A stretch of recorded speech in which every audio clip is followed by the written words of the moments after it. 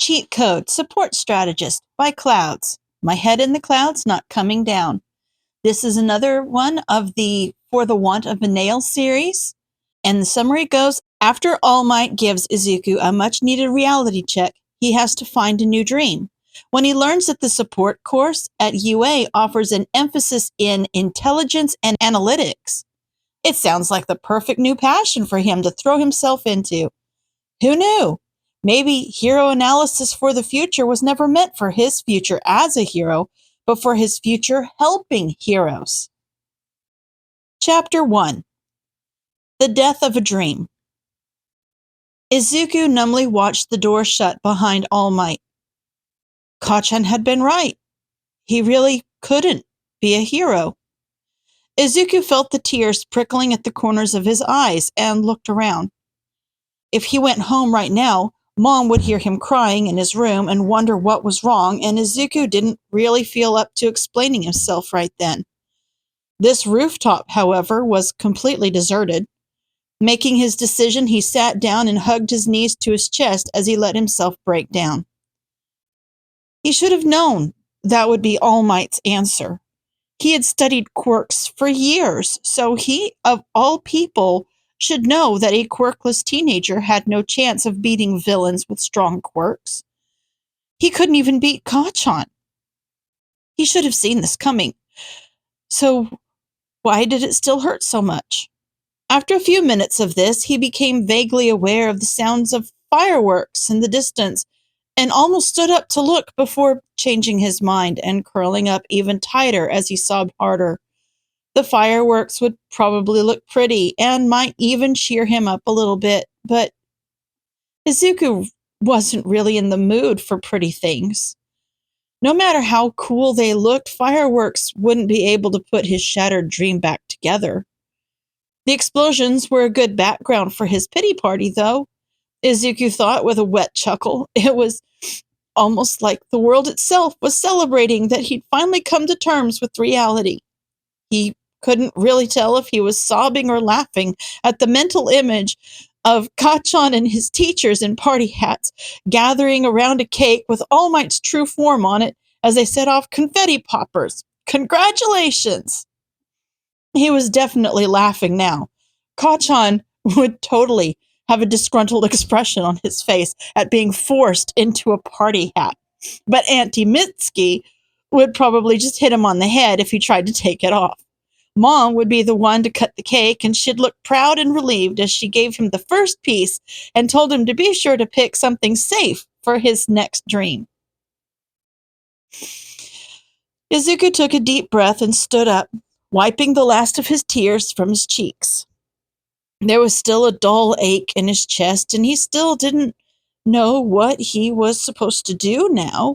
But, well, it probably wasn't the best coping mechanism, but he felt like his imagery pity party was almost like a funeral for his aspirations of being a hero. Wait, was this feeling grief?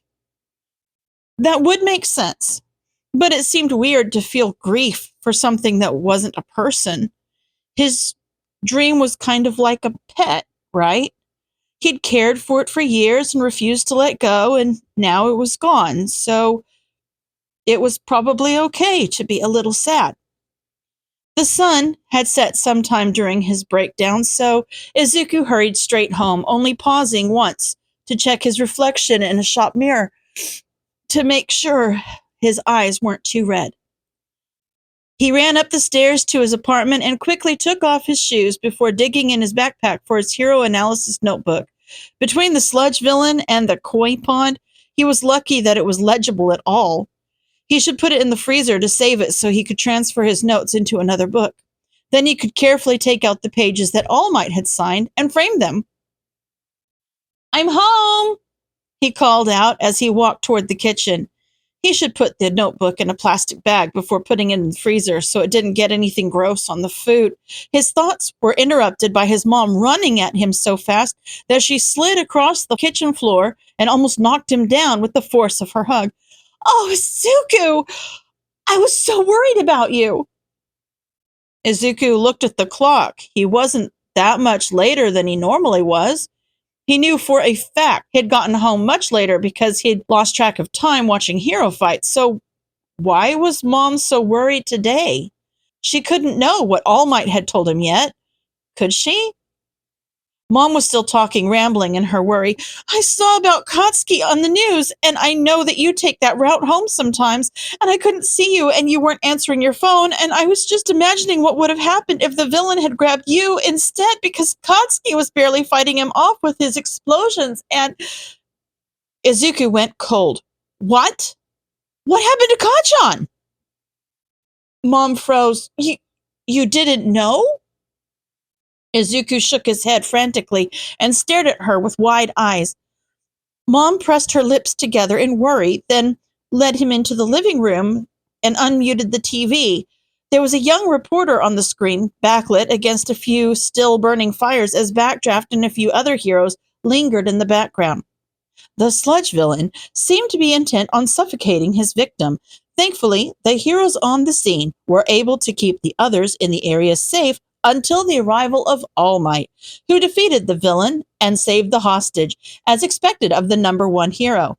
The sludge villain has now been taken into custody by police, while the hostage and several bystanders were taken to the hospital for various injuries. They had to take him to the hospital? Izuku fretted. Is he going to be okay? Thankfully, Mom nodded quickly. Mitsuki said he won't even have to stay the night. The only reason they took him at all was because he apparently passed out for a minute or two before All Might got to him. But he's going to be okay. Izuku sighed in relief. He wasn't sure what he'd do if Kachan had been hurt or died. It would have been his fault for distracting All Might and making him use up all his time, and Izuku wasn't sure if he'd be able to deal with that, especially since the description of the villain sounded like the one All Might had saved Izuku from, which meant that Izuku distracting him probably allowed the villain to escape. It was a good thing he'd already held the funeral for his dream, because there was no way he was capable of being a hero if he let villains escape like that. But Kachan was okay. All Might saved him. Oh no, was All Might okay? Izuku quickly excused himself and ran to his computer to look up footage of the fight. All Might didn't look tired, but then again, he didn't look like a skeleton either, so Izuku knew he was good at hiding things. He almost melted in relief when All Might jumped away without talking to a single reporter as soon as Kachan was safe. He was already past his limit when he talked to Izuku, and he'd probably had to go beyond that to save Kachan, but that didn't mean he had to force himself to stay and chat. Hopefully, he was at home, taking a well-deserved nap. Izuku spent the rest of the night studying the fight. The sludge villain was a lot less impressive when he wasn't drowning in it, but apparently the heroes on the scene before All Might got there didn't agree, because they seemed at a loss for what to do. Izuku pulled out a new notebook and started analyzing. While it made sense for Backdraft to fight the fires, it would have been better to prioritize the rescue and have him dilute the villain enough for him to let go of Kachan. It would have meant leaving the fires burning, but since there were more fires the longer Kachan was held hostage, it would have been better in the long run. Mount Lady could have helped with evacuation, especially if Backdraft was busy taking care of the villain. Her height prevented her from getting into the narrow street where the fight was, but it was wide enough that she could have reached her arm in and let people climb onto it from the upper windows. And if she could reach her arm in, it might even have been possible for her to grab Kachan from the villain without ever stepping onto the street, depending on how far down the street they were. Kamui Woods and Death Arms were more difficult, but if Kamui had looped around to come at the villain from behind, he might have been able to grab Kachan without getting in range of his hands. Death Arms could easily have helped with evacuation. Eventually, Mom confiscated his notebook and forced him to go to bed, but Izuku's head still kept him awake for another hour, going through all the possibilities of how that fight could have gone differently. Finally, his thoughts slowed down enough for him to slowly drift off to sleep with one last coherent thought.